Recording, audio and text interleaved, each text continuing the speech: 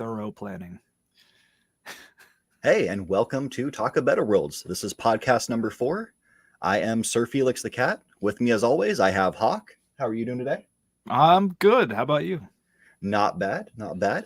So, figured to keep up with current situations in the world, we would go ahead and just talk about courtroom-related stuff because it just seems very fitting. It's topical. Yeah, topical. That's the word. But yeah. So, what kind of courtroom stuff are you into? Well, I really like court movies. I never really got into too many court shows though, like what is it, like Law and Order and its 500 spin-offs. However many they're at. But I mean, just a select few really good movies and games, actually. What about you? Yeah, I mean, I've watched they did a reboot of Night Court. I started watching it back when I had YouTube TV, and it was interesting. I watched like the first season. It was your typical half-hour sitcom, but entertaining enough. Besides that, I like John Grisham, so a lot of court stuff. Yeah, like Runaway Jury is a beautiful book. Interesting movie. I like the book better.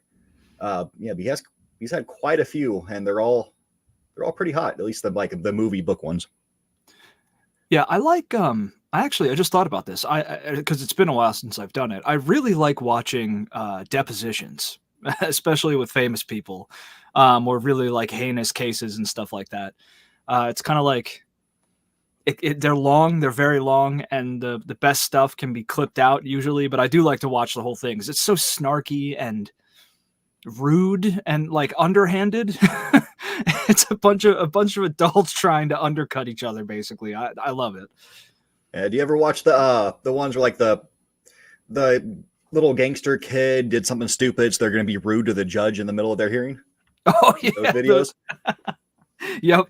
Those are beautiful. Possibly the best thing on the internet. It's like, just throw away your life. Just, have fun. That's smart. Yeah, those are always good to watch.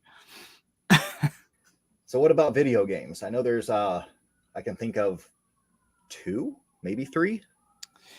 Yeah, so I can think of 2 off the top of my head, but I've only really played one of them. The one being Judgment and Lost, or well, I guess 2, a series, Judgment and Lost Judgment. Yeah, the spin-offs of the Yakuza games. And you don't really like do much active court stuff in them, but you are a lawyer and there's a lot of stuff happening in court. At the beginning of the game or end of the game. You're working on a case effectively. But then I could also think of, what's that other one that I haven't played? It was on the Switch.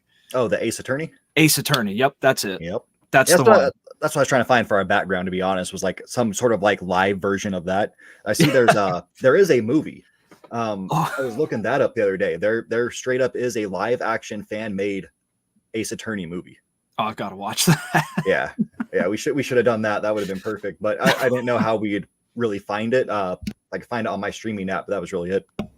Yeah, I can imagine that might be pretty difficult to find. And the movie we did watch was difficult to find. Yeah, that was interesting. We'll get into that one a little bit later. But yeah, the courtroom genre. There's quite a few. It's really hard to go online and look up a list of bad courtroom movies because every time you do that, if you type in the word courtroom, you just get great movies.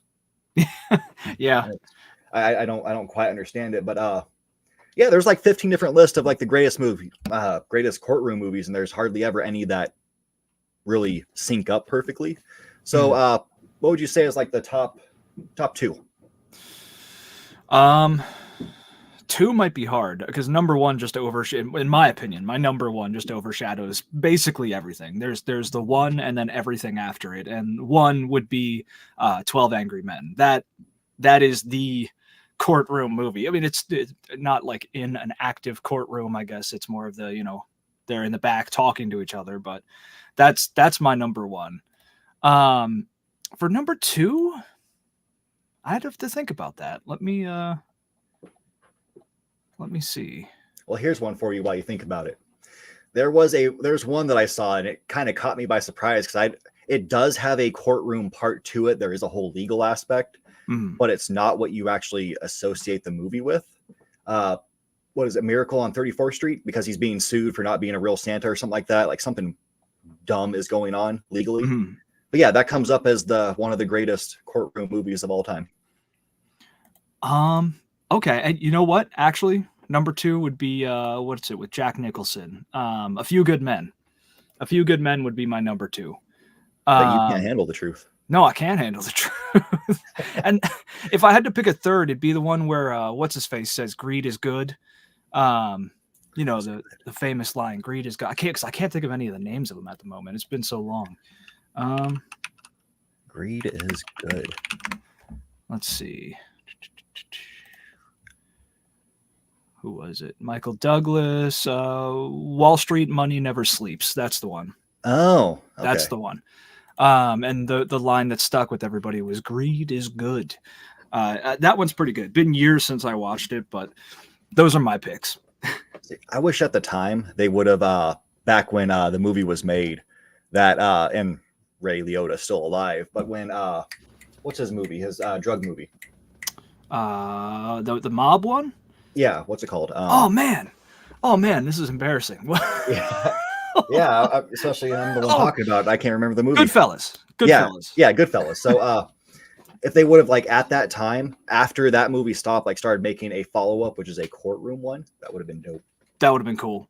Like see the rest of the story, like see him actually go to jail, not just do like the flashcards of like, hey, this is what happened afterwards. That's a very movie thing to do, and it works, but that was a perfect follow-up.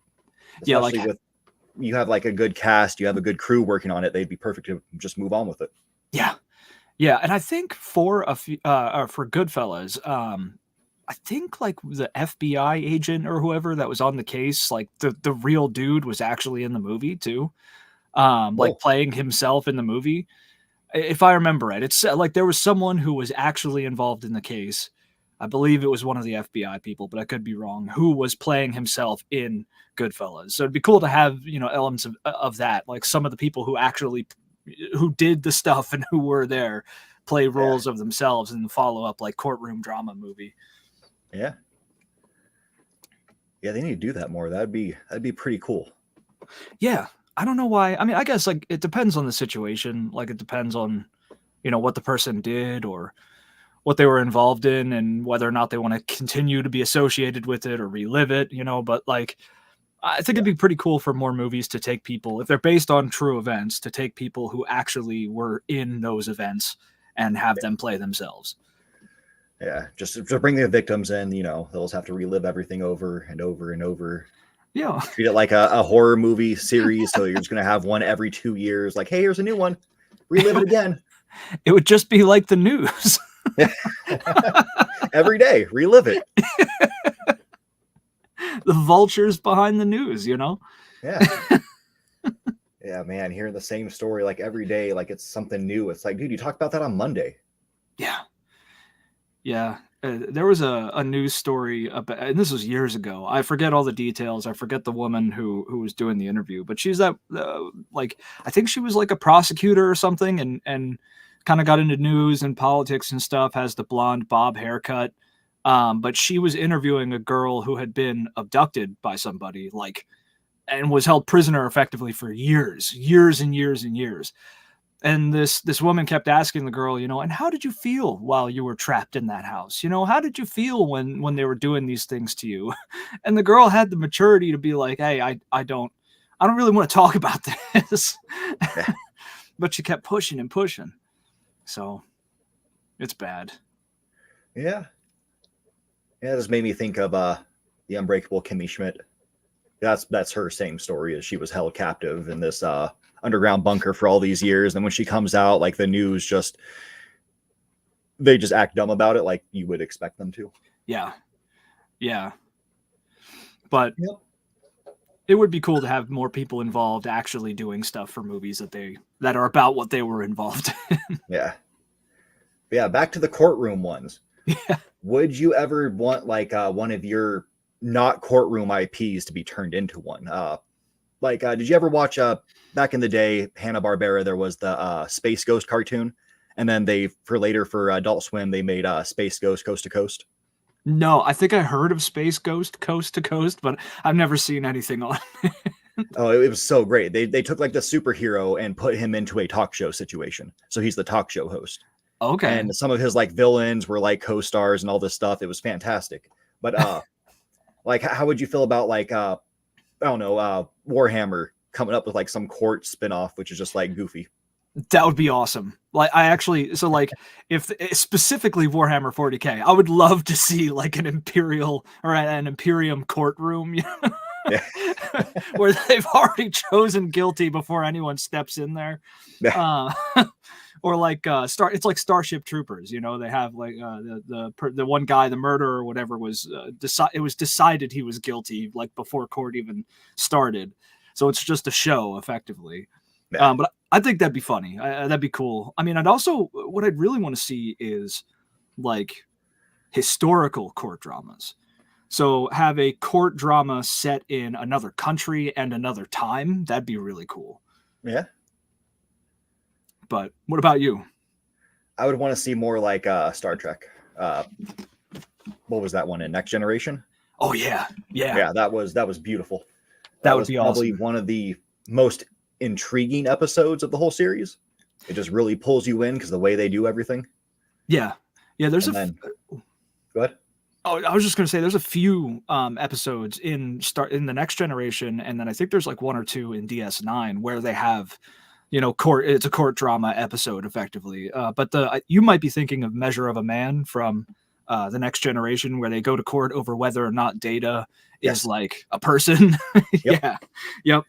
Yeah, that one is fantastic. But I like Futuramas too. They did a whole I don't think it was one of their movies. I'm pretty sure it was just an episode. But they're all having to like tell this story, and there's this little pod they get into, which on the front just has like a red or green light saying if they're telling the truth or not.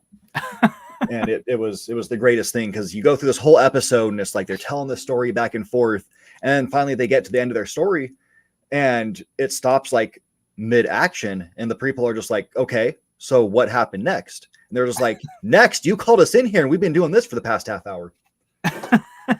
And like after that, they just let them out. They have to go back to their ship and like fight off the enemy and all that stuff. That was beautiful. Yeah, I mean, honestly, it'd be cool to see courtroom stuff thrown into like anything where it fits, really. But especially like I don't know, crime shows and stuff. Like if they had more court stuff, and I never finished it, but I intend to. But if they had more court stuff in like The Sopranos or something, that would have been really cool. Yeah,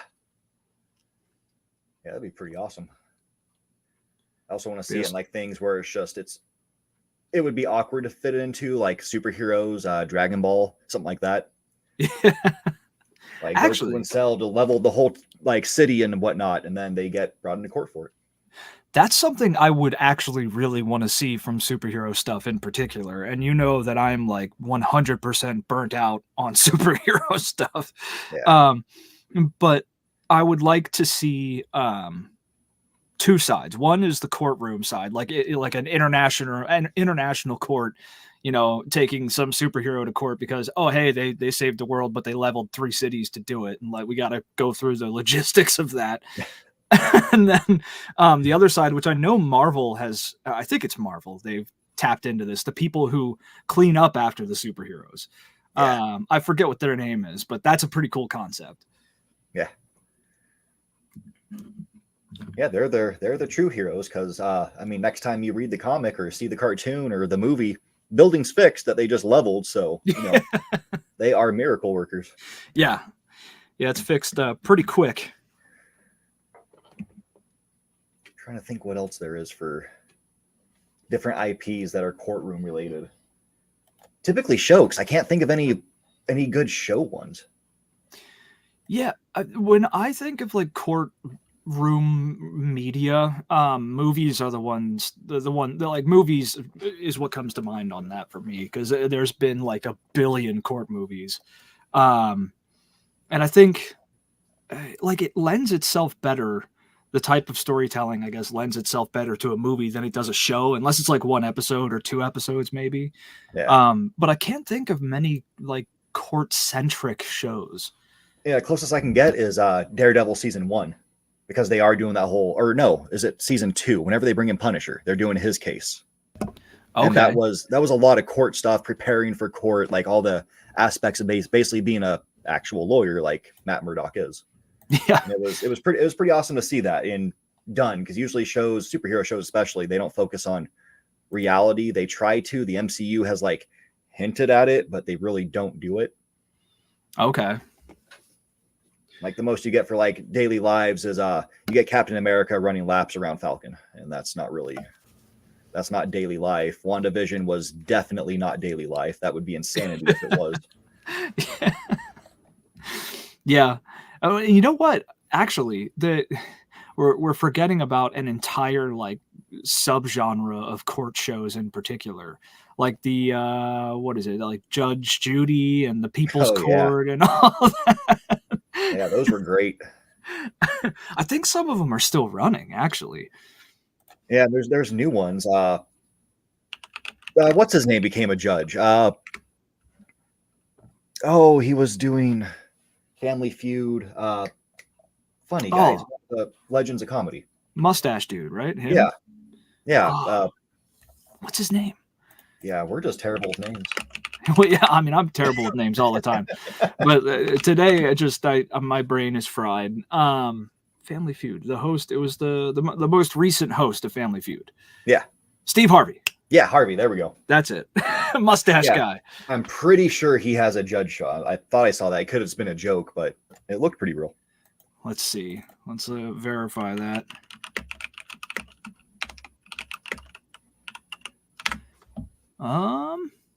Judge Steve Harvey. Yeah. He's got his own, fake, stupid judge show. Yeah, let's put him on Supreme Court. Let's do it. I mean, at this point, he has as many qualifications, so it's good to go. yeah, he's got more qualifications than some of them. Yeah, no, why not? I mean, why don't we just let's pull anybody off the street and put them on the Supreme Court at this point? Yeah, be fantastic.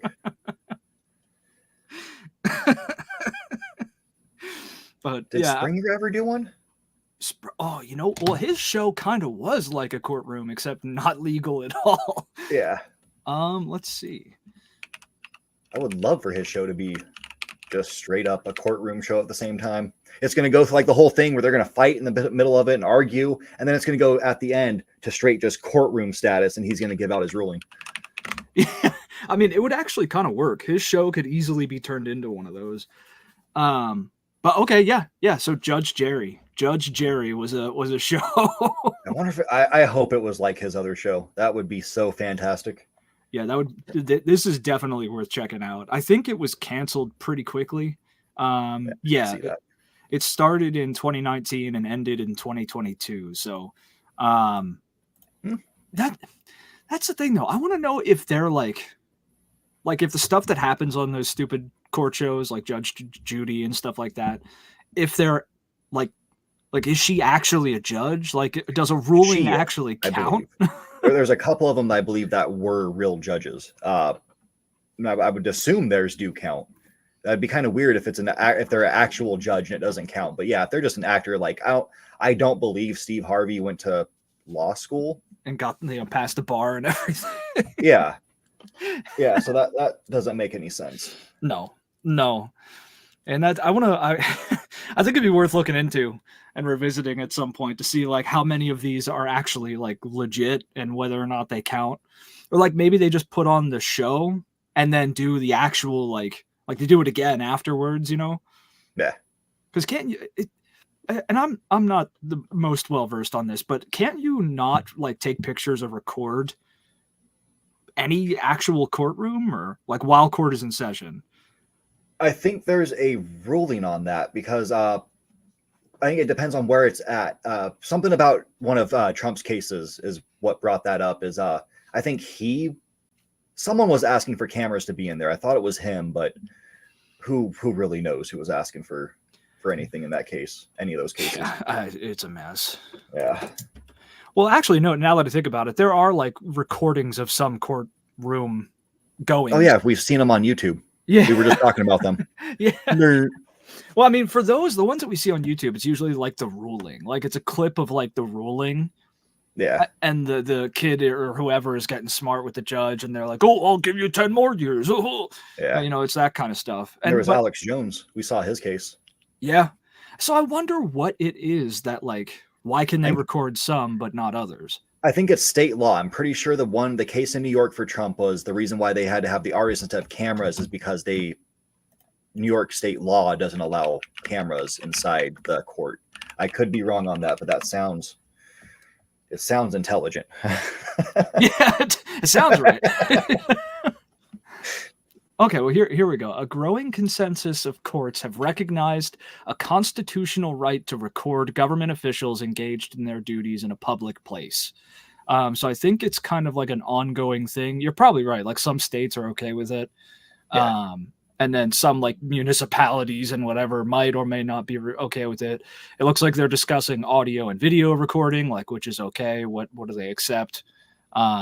Etc. But it used to be that they could only have those artists, the specific kind of artists that would do those like stylized pieces of art of people.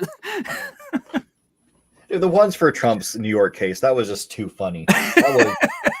Some of those were just terrible. Yeah. I mean, I understand you're doing them kind of in a rush. You're doing a quick sketch and then like touching up as you go. Yeah. But goodness. Yeah, it's bad. It's better than what I would do, though. Like, you've seen my art. It's basically going to be like a stick figure that I draw some muscles on for no reason. Yeah, I would just have stick figures, just little stick figures pointing at stuff and bad hair drawn on. Little speech bubbles. Yes. Speaking of that too, what are they called again? The people who like write down what's being said and everything. What are they called? Stenographers. Sure. Is that it? Is it a stenographer? Well, here we go. We're bad with names. Yeah. I call them the shorthand person. Stenographer. Yes. Yes. So shorthand is also they are writing shorthand. Yeah. But they are stenographers. I'm surprised I remembered that. Those people are post-human. Yeah. Because they have those computers with the keyboards, and I've literally spent hours watching tutorials and reading about it and stuff. I cannot make heads or tails of the keyboard that they use at all.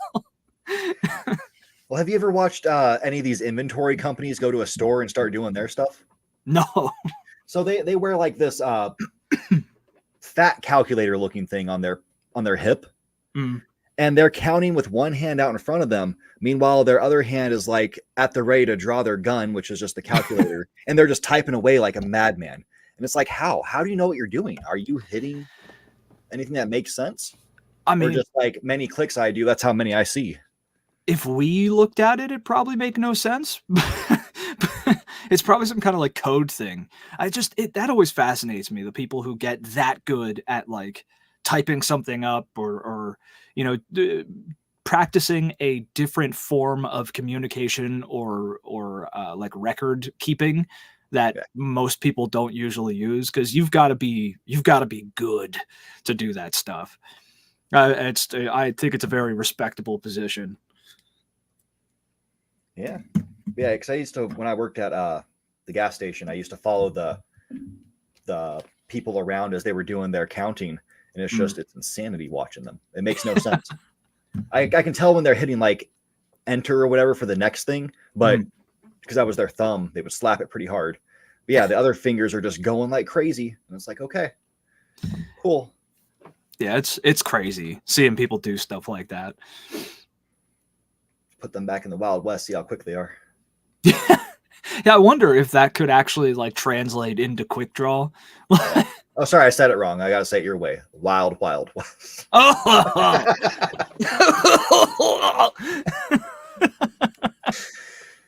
I got flashbacks. Oh God. Dude, that movie needs to be stricken from the record. There's a good phrase. Well, that's what's sad is the show was a hit show back in the, what was it, 50s when it came out or something like that? Yeah. Or 60s, something like that, a long time ago. But yeah, it was a hit show. And then it just faded off into oblivion because years went by and they came out with a movie, and that's all anybody can associate with the title. Yep. Well, what bothers me the most is With the like, good cast and a bad movie. that is one of the things that bothers me. But I don't think it's the most. What bothers me the most is how people, like, not everybody, but a lot of people will now say when they mean, the Wild West, which is how just we call the Western times, and it's that time period, we call it the Wild West. But when they're referring to that, they say the Wild Wild West. Yeah. It's like, no. Call it Western times, or the Wild West, or the 1800s. Literally anything but the Wild Wild West in particular. Yeah. Yeah, it's Back to the Future 3, the Wild Wild West. Yeah, didn't they call it that in the movie too? Like I think they did. I'm pretty sure someone said it. I could be wrong though. It's been a while since I watched that one. Oh yeah. Well, and that came out before the movie, the travesty train wreck of a movie, Wild Wild West. So maybe that's where they got. I mean, I don't know. I have no idea. Yeah. I'm sure that goes back a long time. I mean, maybe people even called it that sometimes back in the day too, like, in the times of the Wild West. I don't know. I played Gun. Nobody ever said it. And I played Red Dead Redemption. No one ever said it then either. Thank God. Play RDR3. They're going to say it. Yeah. Well, out back in the Wild Wild West. Yeah. Every person you pass while you're riding your horse down the road is just going to say that to you really quick. Wild Wild West. Yeah. You enjoying the Wild Wild West? I'd be blowing every person away. I saw that in the Wild Wild West. Refund. Oh, that's another one for you. I would like to see a court drama set in the 1800s in the West. Yeah, it would be pretty cool. I was thinking about that too. That'd be really, really cool. So, I mean, history, I can't stop loving history. And I think it would be really, really awesome to see how different courtrooms functioned in different places and through different times. Like, imagine like a courtroom drama set in like ancient Rome. Well, that's there you go. You got your own TV show. We just got to start working on it. You got to write it. You got to produce it. So it's going to cost a lot of money. But it's going to be called Time Court. Time Court. It's going to be a time traveling lawyer. It's going to be perfect. And like, will this lawyer go back in time to work on historical cases, or like, is it a lawyer who works on like time related cases? Like, both. So, I mean, that would be crazy. So actual, like there's what is it? Like a temporal police force, and anyone who messes with, the timeline, they have to go to court, and they're charged, they get arrested and they go to court for their temporal crimes. And it's this lawyer. That'd be cool. That'd be really cool, actually. Yeah. And we're going to get Legal Eagle to play it. Oh, yeah, that'd be how perfect. much he's gonna request for that. Yeah, we don't have the money. Just be like, hey man, look, we know your stuff. You're really cool. You're good looking. You make a great main character. So we want you to work in our show, but we can only pay you in one case of beer every month. Yeah. But if it blows up, we'll write you a fat check afterwards. Yeah. That'd be great. I would definitely want him. Yeah. Well, I was searching Reddit for suggestions for like different TV shows and movies and whatnot. The only thing I ever got on there was Suits. Watch Suits, but just don't take any of the court cases as realistic because they're nonsense. And it's like, well, that's not really what I want. Yeah. And that's the thing too. Like, I think Legal Eagle does this sometimes. Now that you mentioned him, like, he goes over some courtroom scenes and movies and stuff and like points out, where they're accurate and inaccurate. And I feel like the ones that are the most accurate are, like, if they were to be super accurate, they would be mundane. Oh yeah, absolutely. Because court is ultimately pretty mundane. Yeah. But so you gotta have that balance. It's like video games, like with video games and realism. Like, I love immersion, I love realism in video games, but like, even I recognize that there is a point where if you have something too realistic, it's just not fun. Yeah. It would be kind of interesting to have a game where you kind of play as the lawyer, though, like more actually as the lawyer, having to solve, like, win the case. Like that's actually the point of the game, is you have to win these cases. That'd be pretty awesome. That would be awesome. Yeah, I like, because from what I heard, that Ace Attorney game is kind of like you can make wrong choices, but you can't make wrong choices, if that makes sense. Like Yeah. it's all kind of laid out for you. Yeah. But I also thought about LA Noire. You're not a lawyer or anything. You don't really go to court, but like you're the first step on the way to court. Yeah, it's kind of like Takayumi's game. What the heck? You just said it. Judgment. Yeah, Judgment. Judgment. Yep. Yeah. Yeah. And it's like LA Noire, which I don't like, living in the age of remasters and sequels, but I would like to see at least a proper port of that game onto new consoles and systems and PC, because you can get it on console, you can get it on PC, but it is horrific at best. Looks great on the Switch. I mean, it probably honestly runs and looks better on Switch than anything else. Yeah. Well, it's like the Biomutant, that game. It looks, I think, the best on Switch because it doesn't lag out every 2 seconds. Mm-hmm. The textures are a little... Hair looks weird because they tried to still keep that super hyper stylized like they did in the other ports. Yeah. But it's dumbed down at the same time just to make it run. And after your eyes adjust to the weirdness of hair on some characters, it looks beautiful. Well, hair is a hard thing to do, even in the best looking games. Like, it's rare that a game gets hair, like that a game does hair very well. The Witcher 3 in particular is actually a great example of both hair and hair physics, in my opinion. But no, I think Final Fantasy VII remakes, they did pretty well. Yeah, actually, yeah. It's a little more stylized, but that looks really good too. But I think Biomutant on Switch, like the way they dropped the textures and graphics in general, almost makes it look stylized. Yeah. Like it's not just like, oh, we turn the textures down, here you go. It looks like almost an intentional stylization, which I think makes it work a lot better. Yeah, it's fun. I'm still off and on playing that one. I had to take a break from it because I was just getting burnt out. I'm literally doing every side quest, and that's something I can never do on a game. I'll always say like, oh yeah, I'm gonna 100% this game, and then 20 minutes into it's like, nah, dude, I don't have time for this. No. Like, this is the 15th time you're having me go to this region. I know that region. It's trash. I'm not doing that again. Yeah. Yeah, it's just, I understand that some people like to 100% games for like the achievements or trophies or whatever you have. I can never do that. I can't. I'll play it how I want to play it, and I'll play it to experience it. And if that includes beating it, then I'll do that. But I cannot like 100%. I mean, I'm not going to hit every quest. I'm not going to do every little thing, hit every box. Because I like to go back and hit the stuff that I didn't hit the first time in a second playthrough too. Yeah. That's usually, it extends the life of it.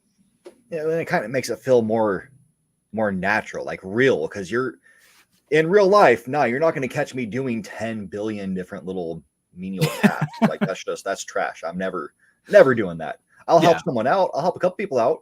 But I'm not going to also walk around to everybody in town and be like, hey, talk at me now. Yeah, I think it depends on like if it's a role-playing game too, like let's say Starfield or Skyrim, where in Starfield and Skyrim you can do everything with no restrictions. So you could be both the good guy and the bad guy. I mean, the only thing you can't do both sides of is the Civil War in one playthrough. But if I'm playing one of those games, I'm role-playing and I'm going to do the stuff that I think my guy is going to do.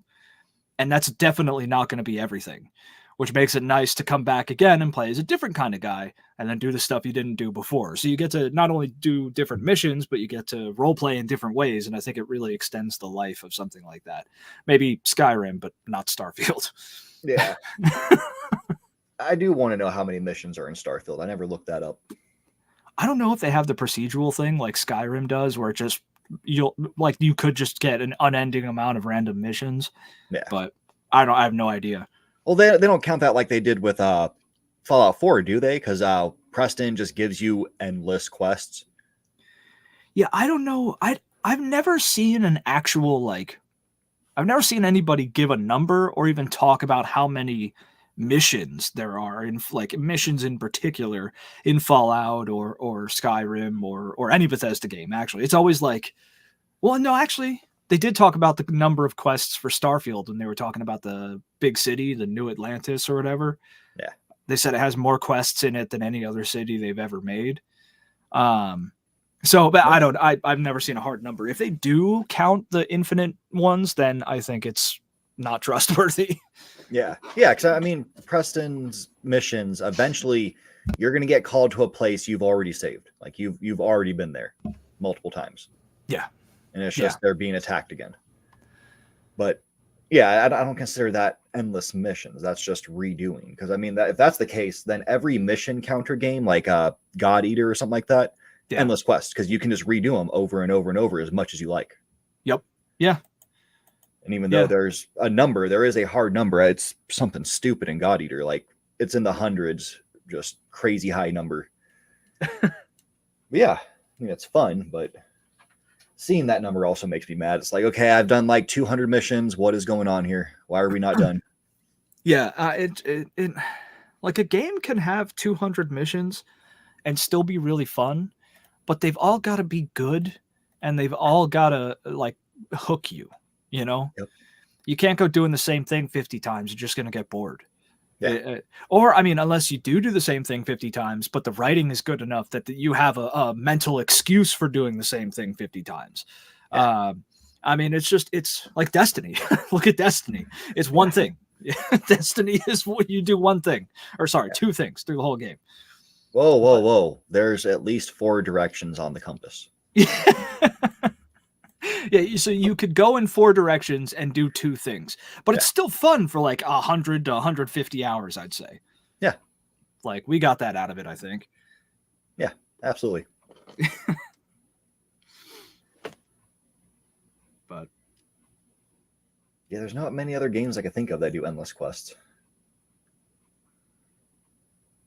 That would actually be another cool thing. It's just in any game. Like, what game was it? Morrowind? Is that the one where you have court? No, I believe it's Daggerfall was the last time you had to go to court. Yeah, there's that one. There's the it's a strategy JRPG like tactic game. I don't have one behind me. I was hoping I would, but I've told you about it before. Disgaea, the Disgaea series. Okay, that one, you have to go to court to get like ranked up items, like the shops are going to sell better items or you're going to find better loot, something like that. That would be kind of cool to have in more games, like a reason to go to court. Oh yeah, I actually want that Daggerfall mechanic to be in any RPG. Like if I commit a crime, I want to get arrested. Well, if I let them arrest me, or I mean, maybe the police are so good that you could fight and everything, and you might be able to get away, but it's likely you'll be arrested. Yeah. So I want a game that has a balanced system like that, like GTA 5. Everybody said the cops were super aggressive, and they are, but I mean, that's real. But like, because if you go doing the stuff you do in GTA 5 in real life, you're gonna get caught or worse.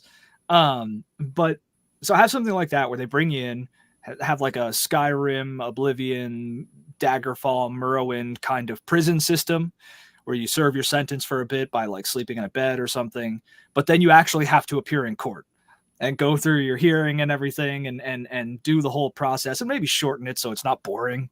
But that would be awesome to actually have you're required to go to court in order to get anywhere after committing a crime. Yeah. Yeah, the most enjoyable form of a court I could think of in a game was actually Chrono Trigger.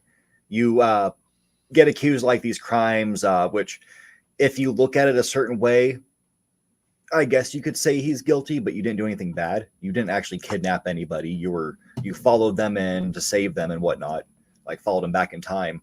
Mm-hmm. But I'm pretty sure you can win it, but you're most likely just lose the case. But yeah, that was awesome. That was just great. And then after that, they decided like, hey, well, you're gonna be killed, and you got to fight a boss. Oh yeah, that's good. That's what we need. So next time I'm playing like, some CSI game, I want that to happen. Like I'm going to go into court to like give my evidence. They're going to strike me down and say I'm the one who's guilty. And then I got to fight a boss. Hume guy just drops into the building and I got to fight him off.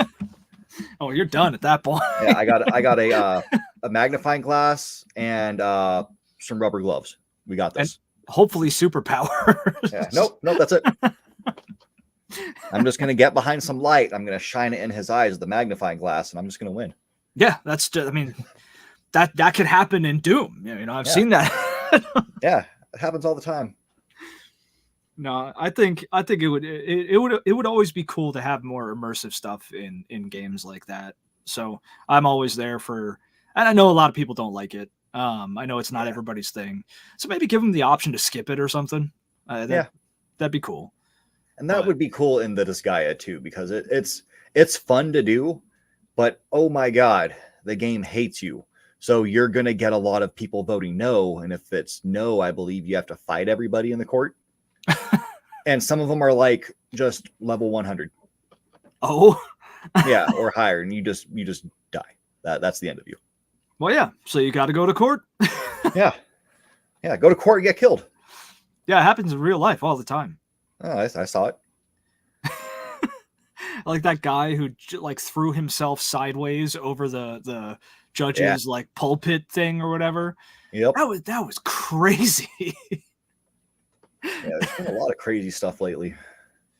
Well, what else has happened lately in courtrooms aside from, the biggest course? Well, not even just courtrooms, the cops. So I was Thursday or Friday listening to the radio and they're going over the news. 2 cops killed in the same day. One was in Connecticut. I can't remember which one that was, but one of them was like straight just set up. He was called someplace and he was ambushed. Oh, like it was a planned attack just to kill him.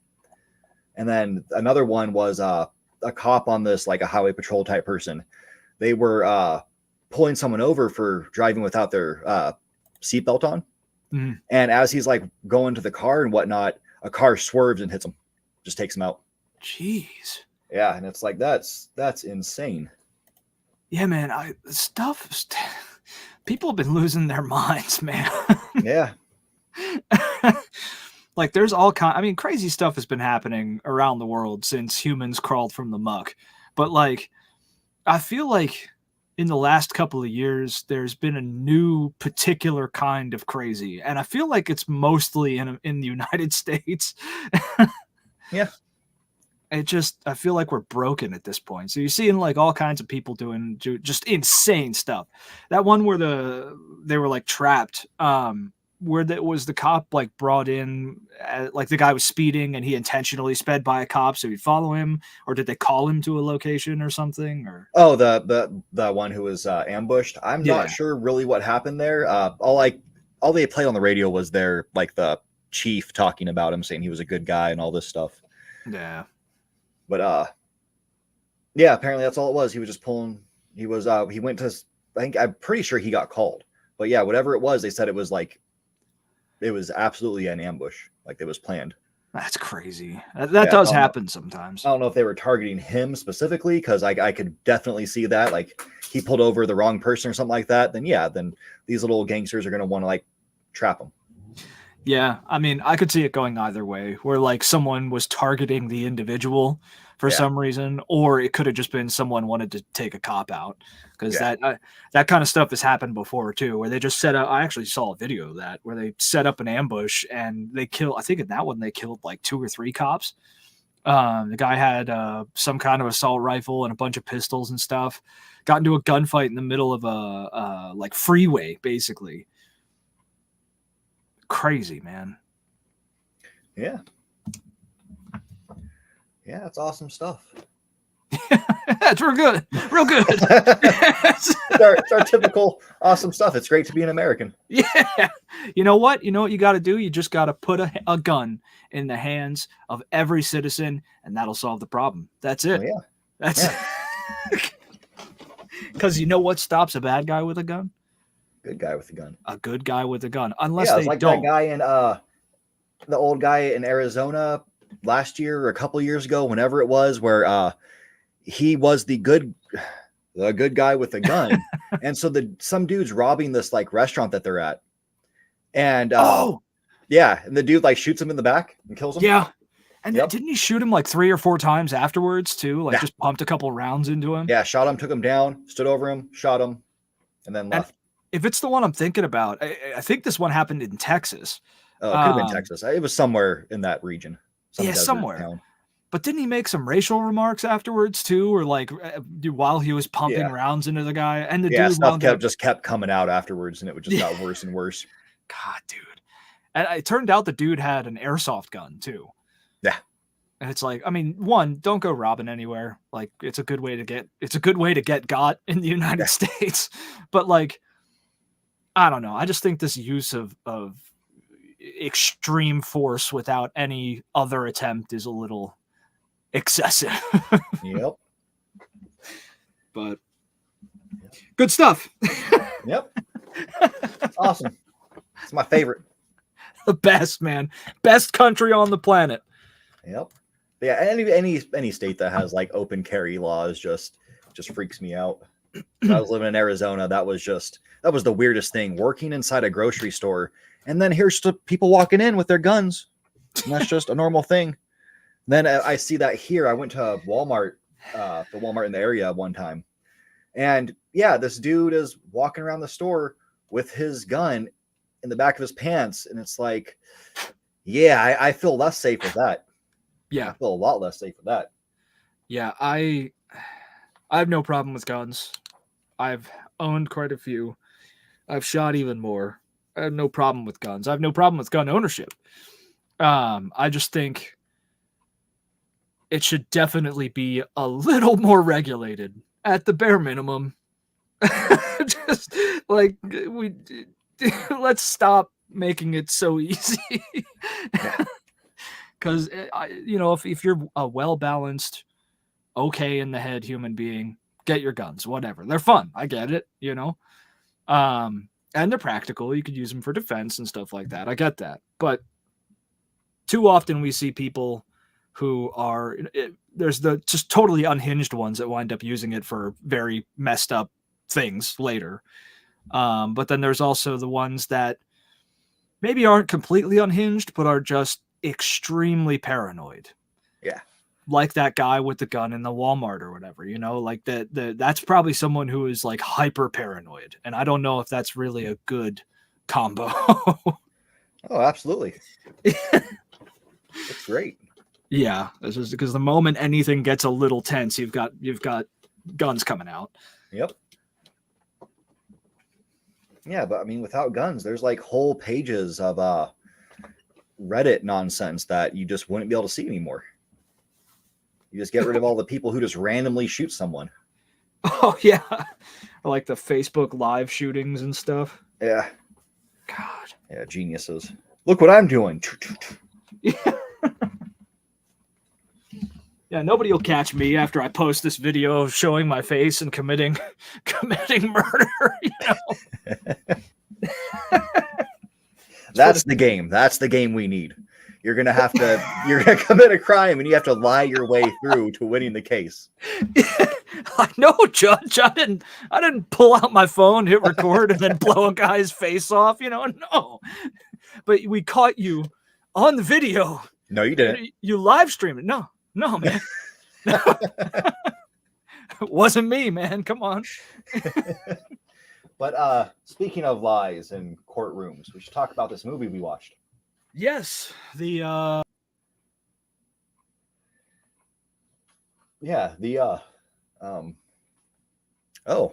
I Am Alone. Let's bring him back in. Oh, technical. I was so confused there for a second. I looked away and I looked back and it's like, oh, it's just me. Whoops. So anyway, what was the movie called again? I forget. Trial and Error from 1997. Not to be confused with the show, which apparently the show was decent. Or the other movie from like, what was it, like the 60s or something? Yeah. The 50s? Yeah. But what did you think about it? Um, I mean, I love the cast. I Yeah. it took me forever to realize that was Charlize Theron. Like Yeah. it took me halfway through the movie, and I was like, why does she look so familiar? And then it hit me like, oh, I'm thinking of like current day people. This is back in the day, and it's like, oh, that's Charlize Theron. What do Yeah. you know? Young. She was like 22, I think, in that Yeah, movie. She was young. but yeah. So Trial and Error, starring Jeff Daniels and Michael Richards, which was interesting. I haven't seen Michael Richards in anything since he got himself canceled and then kind of redeemed on some show. I don't know what he did, like to redeem himself. I know what he did to get canceled, but I don't know what he did to redeem himself. But yeah, it was Who knows? kind of interesting seeing that, even though all I could feel the whole time I'm watching that is this is literally what Kramer does when he's not on camera in Seinfeld. Like he played Kramer the whole time. It was insane. Like all the little goofy things he did. He goes to turn around, like freaks out and starts falling over. Yeah. Yep. And then his acting thing when he was doing like his improv of being a rat, I guess, in the mafia and getting beat up for it. Yeah, over some girl or something. Yeah. I mean, his movements are impressive, but yeah, it just screams, this is Kramer. We're just watching, the hidden episode of Seinfeld, not starring Steinfeld. yeah, it did feel kind of Seinfeldy at times, especially with the music, lots of slappy bass and stuff. Yeah, it just had that like made for TV feel to it. But I mean, overall, I can't give it. It got terrible reviews online. Yeah. It's I think it was sitting at like a 5 or a 5 point something on what was it, IMDb? IMDb, yeah. And yeah, I mean it's not the greatest thing ever, but it's not trash. There were some like comical moments, like him acting like an idiot doing his improv. They did a Twinkie defense thing, and that was hilarious. I thought they were actually going to pull that through, and I was like, that's going to be epic. That's going to be the best thing ever. Yeah. And I mean, they kind of did, but they just tied it to insanity at the same time. But I laughed on what's his face fell through the ceiling. Oh yeah, that was great. I liked him when he was after that, like while he's sitting on the corner, he's bleeding, covered in like all the white from the ceiling and all that stuff. Yeah, and he just looks cracked out, just like tore up, cracked out, half zombie, and the whole town just sitting outside across the street, just staring at him. Yep. Yeah, but another thing I loved is their cameo Doctor Who came in, Jennifer Coolidge. Yep. Her whole skit was just perfect. Yep. That's one of her best roles I've ever seen her in. It was great from beginning to end. It was good. I like that a lot. Yeah, the story ended up being very, very campy, but I mean, yeah, it works. It kind of fits the 90s, but it feels like it should have been earlier 90s, not 97. Yeah.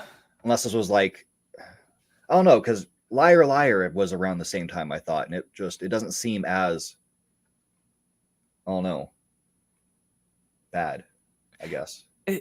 I think it, like Liar Liar was amazing in my opinion. Now, I haven't watched it since I was like a child, an actual child.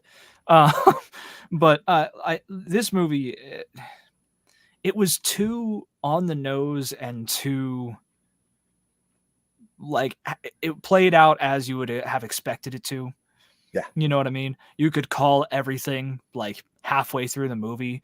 The particulars you don't know, obviously, until you watch it, but like you could basically tell exactly where it was going to go.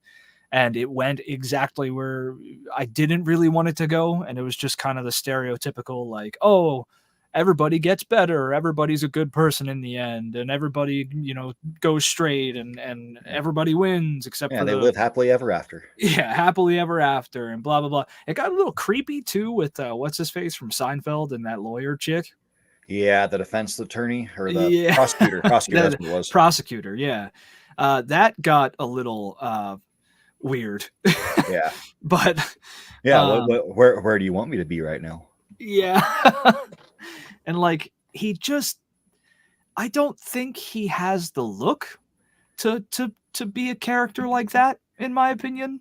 Yeah, you need more of a handsome guy. Yeah. to be able to pull off like the I'm gonna jokingly hit on you right now. At least to look like at least he's got a goofy face. Nothing against him, but he's got a goofy face, like face shape and all that, and his eyebrows are crazy. But yeah, take someone like I don't know. I'm trying to think of someone. What's his name? Neil Patrick Harris. Yeah, NPH. Yeah, he could play it. That would be perfect. Absolutely. Yeah. I mean, because that's just him playing him, like in everything he's in, which is fantastic. And it would still be creepy, but I'd believe it a little more. Yeah. At least. Yeah, and it would seem because like he was trying to be funny the first time they're talking at the bar, but it was like he was trying to be smooth, and it was smooth as gravel. Yeah, it just didn't work. And then like how he was kind of forcey and everything and pushing himself into her apartment or room or whatever, just I don't know, that just felt weird. Dude, just kissing her. Like, do that today. Do that today. That's gonna end well. Like you'll get shot. Yeah. I mean, it was a little forcey. I didn't really like that too much, but I guess it's kind of just a product of its time. Not that excuses it, but that's just why. But yeah, I think it was better than you would expect if you just read all the stuff people say online, which to me is just kind of a rule for everything. Like if people say something is the worst thing ever, it's probably not. It's probably got some redeeming stuff to it. I mean, sometimes they're absolutely right. Sometimes they're absolutely right, but you've got to check it out on your own first to be able to make that determination. Yeah, I think it was okay. Yeah, I laughed at a couple parts. It had some good beats to it. It was just kind of generic in the end. Yeah. Yeah, I think that's what loses it points like that. That's why it's not higher than like, I mean, I guess it's about a 6. Because it's predictable. It's not terrible, but it's just predictable. It's your standard movie. Like, I guess 5.5 is kind of fair. Yeah, if we're doing like halves, I'd say like 5.5, maybe even just a 5. Yeah. But like, a 5. That's hard. It's hard to place this because it was pretty entertaining. So okay, 5.56. That's where I'll put it. Okay. Yeah, I mean it's got a great cast. That's got to give it something. Yeah. I mean, Rip Torn being the bad guy, or like, I guess he's a bad guy. He's the criminal. He's a crook. Yeah. A typical rich person. Yep. Yeah. The casting was excellent. I really liked the casting. It was also weird because after we watched Furiosa that weekend, I watched Fury Road again, just because I wanted to feel something. And it's weird having seen Charlize Theron, whatever you say her name as. It was weird seeing her so drastically younger and look different. I don't think she's gotten much plastic in the years, but I think she changed her nose a bit. Could be. But yeah, and I didn't believe any of the romance stuff at all. Yeah, the end with them was kind of weird. There was a couple things that just didn't make sense. Like you see this dude, you can tell like he just got left for good. Like you knew he was engaged or getting married, but now it's done. You can clearly see that. So you're just going to run over and kiss him. That's the perfect time to do it. Yeah. The way they all acted outside of maybe the ex-fiance, the way everyone else acted with like romancy stuff was just totally unbelievable. Yeah. Like I don't think really any woman would have accepted what's his face's advances, like throwing himself at her, like literally. I think you get a kick in the crotch region for doing that kind of stuff, and rightfully so. And then the other guy and Charlize Theron, like I don't think any woman would just hop on a guy who literally, clearly, like you said, has very visibly just gotten out of a very long and deep relationship that with a fiance at that. Yep. It doesn't make sense. Also, those people, like the two couples in particular, I just couldn't believe them. I didn't buy it. And it's not even just a fiance. Like it's literally once he gets back to California, they're getting married. Yeah, like right away. Like that's what she says at the end. Is like I have 300 people coming to whatever hotel it is in whatever city in California. They're going to be there, and it's like, yeah, we knew when he was leaving. That was the week of his wedding. Yeah. Yep. Yeah, that's just kind of weird. Yeah, I mean, I guess the overall message of the movie isn't bad though. Like, be honest and don't be materialistic. Effectively. Well, I mean, they were very materialistic at the end. If you watch it again, go back to when they're standing outside of the trailer, and he gives her a gift just instantly, the most romantic gift you could think of. Well, I mean, that was just smooth. Yeah, considering he was left there, we saw all his stuff. A tire does not fit into a bag, but he pulls one out and even has gift wrap on it. Like, you're like, where did he get this stuff? Yeah. Yeah, like you guys were driving together. You are how he got here. Where did this come from? Go check your car. Like your truck might be missing a tire right now. Yeah, he just like jacked a tire off of the Jeep or truck or whatever she was driving. Yeah. Like, here you go. We'll give you this tire. Yeah, no, it wasn't horrible, but it wasn't great. It was definitely better than the other ones we've watched outside of Furiosa. I mean, Furiosa is just a different league compared to these movies. But yeah, I'm so sad that movie's getting just destroyed in the box office. It's well worth the watch, and people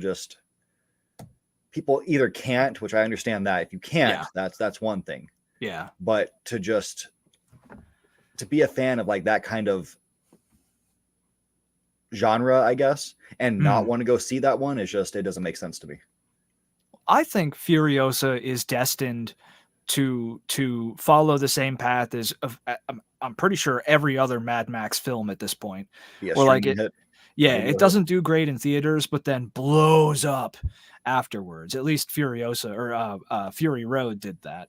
Yeah. And the older Mad Maxes are just kind of like a cult, like they're cult classics at this point. But yeah, it's probably going to blow up with streaming and DVD / Blu-ray / whatever they're putting stuff on now sales, which is kind of sad. I wish it blew up in theaters, but I get it with the people who, like you said, who aren't able to. That, yeah, I totally understand that.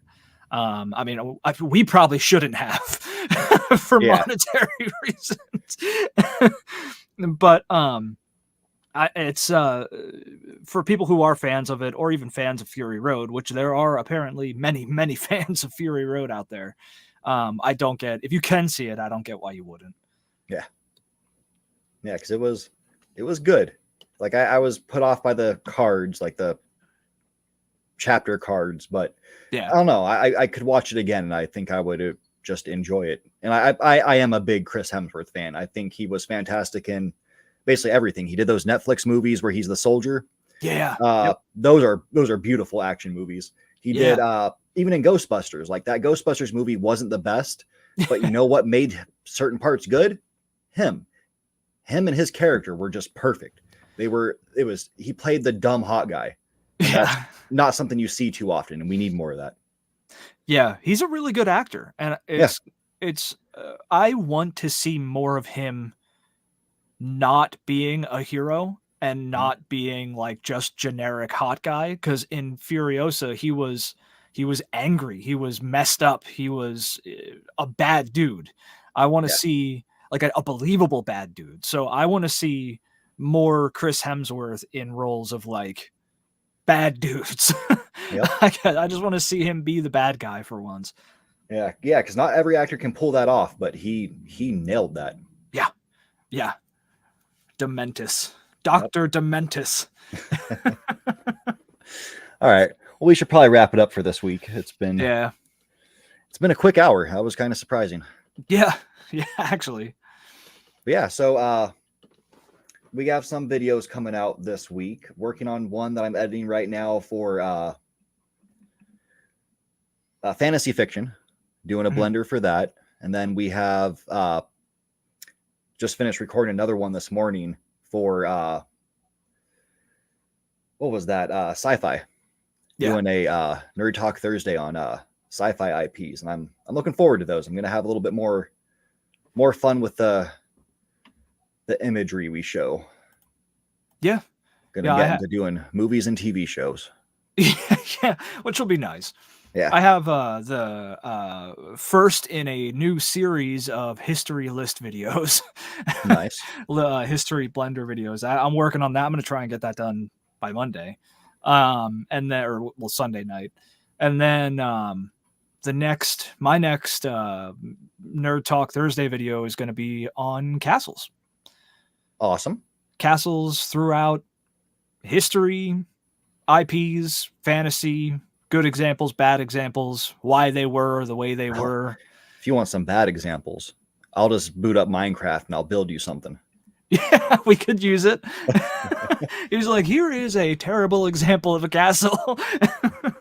Or I'll do my town on what was that, Hammer Fall or whatever, the Dwarven game. Yeah, I think that's it. Yeah, I know the one you're talking about. Yeah, like my walls, they don't line up perfectly, so there's like just gaps you can walk through, and there's nothing I can do about it. You can't make anything fit there, no matter how I try to size it. If I want to have any opening, it's going to be off. Yeah. Yeah, it's just trash. But yeah. So we have those coming out. That'll be beautiful. So that's another 2 weeks of content. Yeah, at least. Yeah, definitely a lot of stuff coming. Yeah, so it's gonna be fun. So Yeah. hope everybody can get out there, take a look at those, and like and subscribe for more. Yeah. So we'll see you guys, Monday, Thursday, and next week. Yep. You take care. Yeah.